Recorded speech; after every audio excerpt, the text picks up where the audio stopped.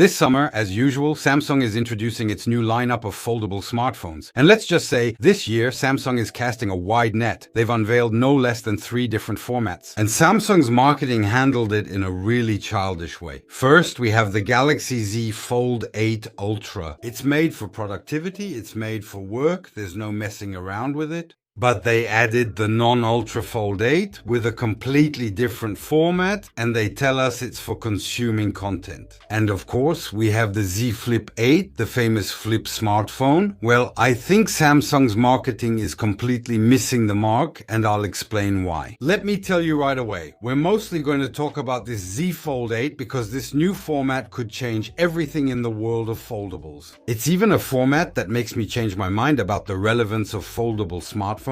Did Samsung find the perfect format aside from the price? We're really going to talk about the price in this video too. And all of that, of course, brings us to this point. To a big question, why did Samsung wait 8 years to release this format? So these 3 formats have things in common. The whole lineup is thinner and lighter. We have new hinges that are even more solid, even though the hinges have already been really good at Samsung for the past 2 years. We have new battery technology, more power, a better photo experience, and of course, artificial intelligence. But this year, there's a big difference. It's this non-Ultra Galaxy Z Fold 8, and I don't understand why Samsung hasn't highlighted it more. Because you've seen it in the press, and with my colleagues, everyone is talking about this format. It's a strange format, and I would even say it's a strangely familiar format. I've been using this Z Fold 8 for a week, and I can tell you that its strength isn't its spec sheet, it's really its geometry. And it's no coincidence that everyone says it's a perfect format for foldables. As soon as you take it out of the box, you feel like you're holding something familiar. It has the same proportions as a passport, a small notebook, or a 3x2 photo. It's shorter than a smartphone, but it's wider. Actually, it's closer to a mini tablet than a smartphone.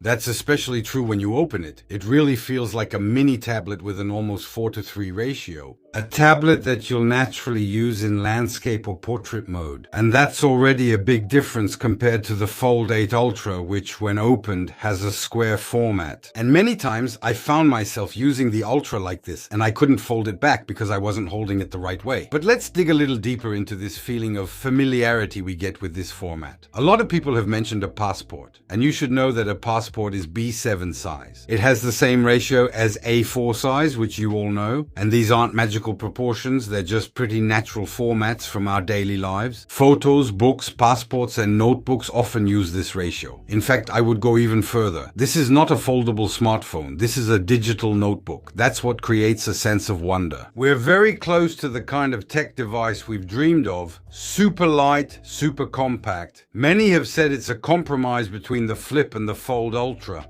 Personally, I think it's really a unique format, and it's a format that's extremely pleasant to use from the first few seconds. I'm already experiencing the same enjoyment I had with much smaller smartphones, ones that are much easier to handle and fit nicely in the hand. To be honest, from the very first day of using it, I kind of felt like I had the same smartphone as Joaquin Phoenix in the movie Her. And by the way, I'm giving away a bit of my review here. One of my favorite uses for this Fold 8 was using it with a real AI assistant. When the Fold 8 is closed, I'm having a conversation with my AI, and when the Fold 8 is open, I have my AI assisting me with what I'm looking at on the other page. Now, to be honest, this passport format has already been tried in tech before. BlackBerry tried it with the Passport, Microsoft with the Surface Duo, Google with some Pixel Folds, short and wide format, but it didn't work. We had heavy, thick products that weren't really distributed, but the problem wasn't so much the format, but rather the technologies that made this format possible. And it's no coincidence that this format is making a comeback. At Huawei, they're launching the Pure X Max, and at Samsung, it's the Z Fold 8. So of course, you might wonder why Samsung is bringing this format back today. The first obvious reason is Apple. We know we're almost certain from the rumors that Apple is going to adopt this format for its first foldable iPhone. And it's certainly not a coincidence that Apple chose this format. Let me remind you, Apple has a serious lead over the others. They have a lot of experience with the iPad. And as you all know, Samsung doesn't just make smartphones, they also make parts for all smartphone manufacturers, especially screens. They're the ones who will make the screen for Apple.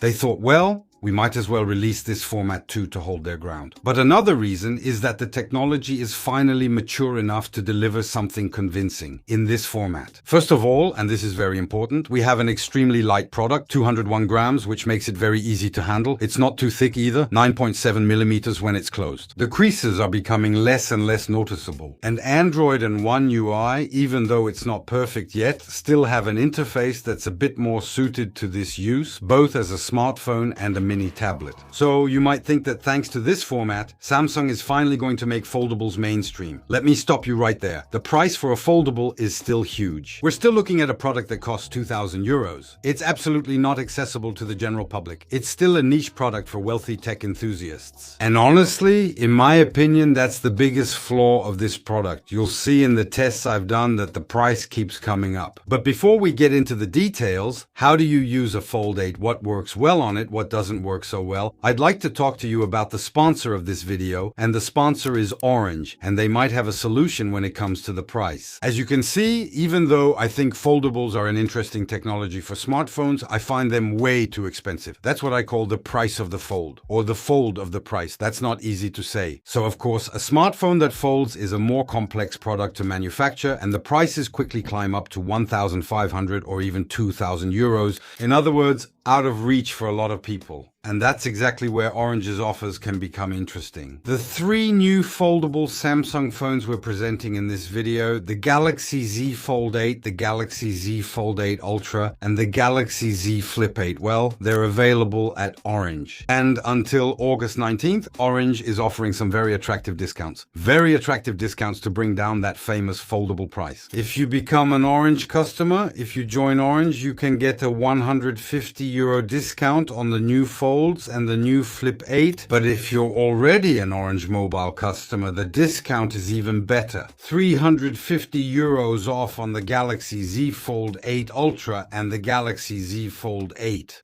And you'll get 300 euros off the Galaxy Flip 8. So if you've already planned to switch to Samsung's foldable smartphone, these discounts can make the deal a lot more reasonable. Especially if you're already an Orange Mobile customer, the discounts are really great. Of course, you'll find in the description of this video the links to the three models, as well as the details of the offers and their conditions. In any case, we want to thank Orange for allowing us to bring you this video, and now let's get back to the real-life uses of the Z Fold 8, not the Ultra.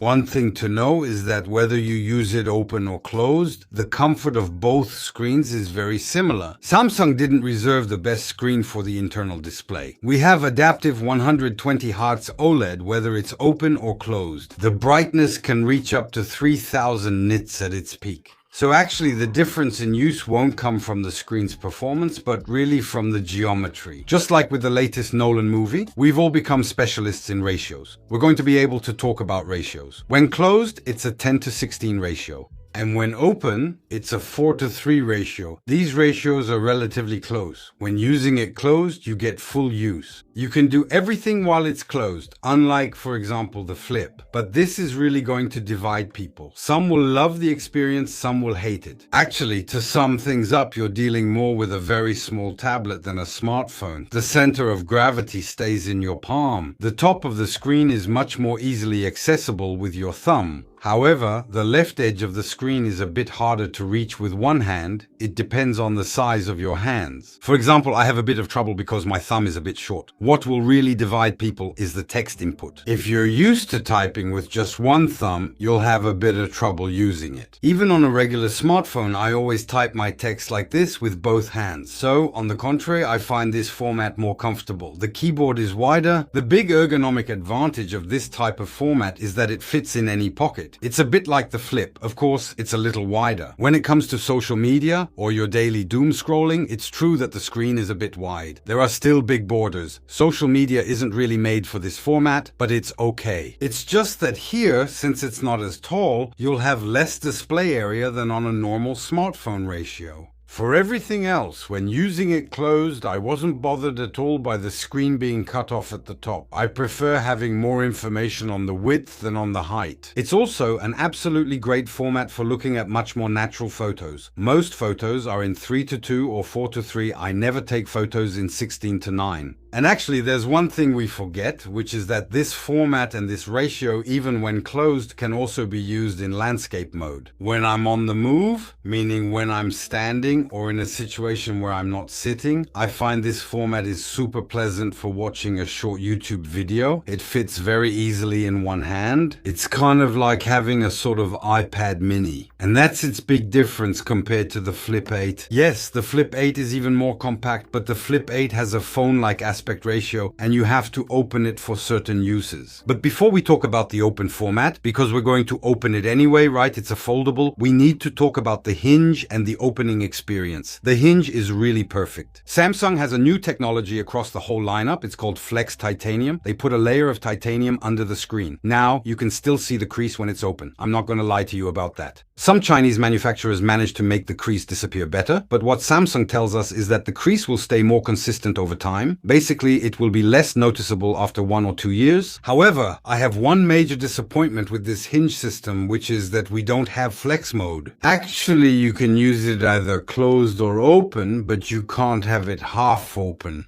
You won't be able to use it like an easel or a mini tripod to take photos. It doesn't hold up very well. So if you use your hands, you can still use it like a book, which I find really pleasant for reading things. But as soon as you let go with your fingers, boom, it's open. And I think that's really a shame because it could have made a super cute little PC. Well, let's talk now about using it in open mode. As we said, we have a real tablet ratio, a 4:3 ratio. Anyone who's used an iPad or a Samsung tablet know exactly what I'm talking about. It's a format you'll recognize instantly. On the spec sheet, it's less spectacular than the Ultra, but actually in use, you'll see that it makes much more sense than the Ultra, which in my opinion, has a format that's way too square. Actually, instinctively, you'll know if you want to watch your content horizontally or vertically. Landscape mode is going to be great for videos and video games. For videos, of course, it depends on the aspect ratio of the image you're watching. You'll have about the same image size experience as on the Z Fold Ultra, but with something much more consistent. You're probably not going to watch your video in that orientation, whereas on the Ultra, sometimes you're not really sure. For gaming as well, it's absolutely great, especially for mobile games. When the interface is at the bottom and you have to place your fingers, it leaves a large space for the image at the top. Of course, that's for games that are optimized. I also found that it's an absolutely great format for multitasking. Samsung's marketing tells us that the Z Fold Ultra is really made for productivity. Well, I don't agree. I find that using multiple windows is much more straightforward on the Z Fold 8.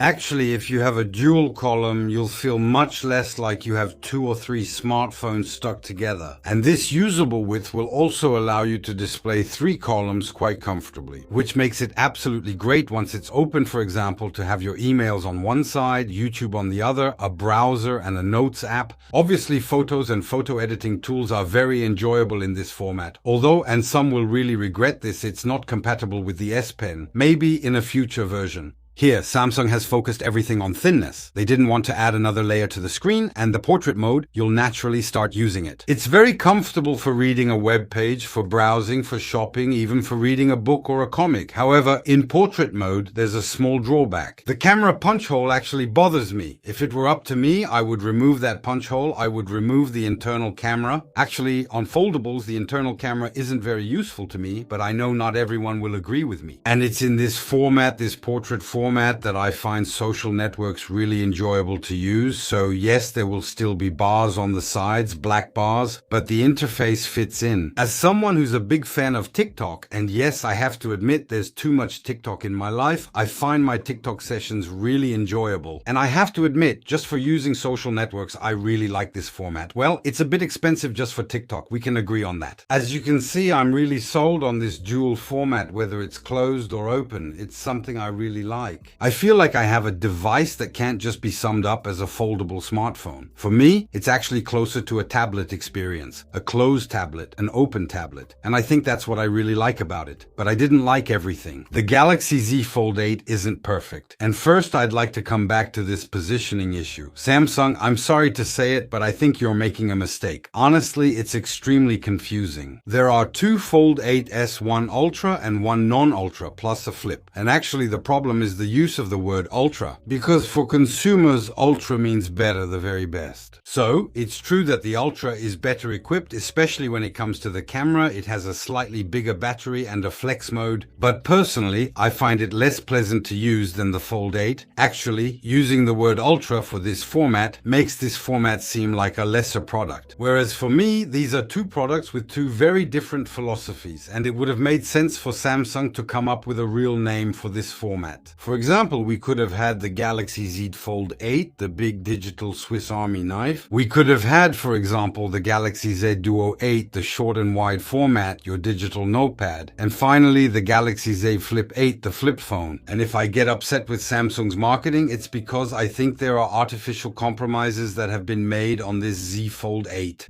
In fact, Samsung deliberately removed features to create artificial product tiers. First, the camera. I haven't talked about the camera yet, which might have surprised you because for me, the camera is one of the flaws. Now, let's be clear. The photos are good. Here, let me show you. We have a good main sensor. We have a good wide angle. The photos and videos are cool, but cool isn't enough for me when I've paid 2,000 euros. For 2,000 euros, I want the very best. And here, we're going to have a camera or a combination of cameras that are going to be much less versatile than, for example, a Galaxy S Ultra, which sure doesn't fold, but is still much cheaper. Let's talk about battery life and charging. The good news is that Samsung is finally adopting the new battery technology. They're incorporating some silicon carbon into the battery. It's true that at Samsung, when it comes to batteries, there's definitely a certain paranoia about changing technology. They still have bad memories of the Note 7 catching fire, which we call in the business the Korean barbecue. So we think with this percentage of silicon carbon in the battery, we're going to get something much better in terms of battery life. Well, that's not what I found. And that's the bad news. Take what I'm about to say with a grain of salt. I used it for a week. The first weeks with a smartphone, there's always indexing going on and so on. We use it more than usual.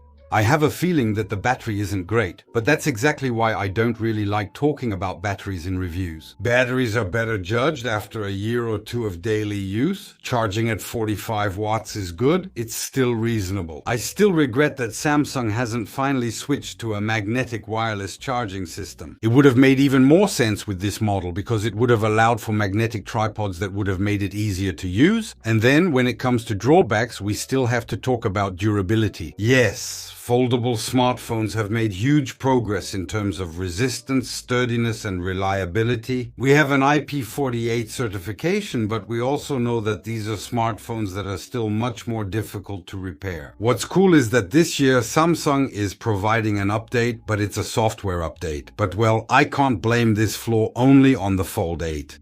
That's my reservation about the durability of all foldable smartphones. For me, anyway, the decision is made. This Fold 8 is the most interesting in the lineup. That doesn't mean the other two models won't find their audience, but it'll be more the traditional audience for those formats. Once again, I think this new ratio, this new format, this passport-style form factor will open the door to a new kind of customer. We might be witnessing a turning point in the foldable market. Will this format finally help us surpass the 2 or 3% market share for foldable formats? I think so, but not without a serious price drop. And that's why I'm also quite skeptical about Apple's ability to shake up the market with its foldable smartphone. I think the iPhone Fold will be even more expensive than Samsung's Fold 8. As usual, I advise you to take your time before buying this type of product. At these prices, it's still a long-term commitment. We know that Samsung still lowers its prices relatively quickly.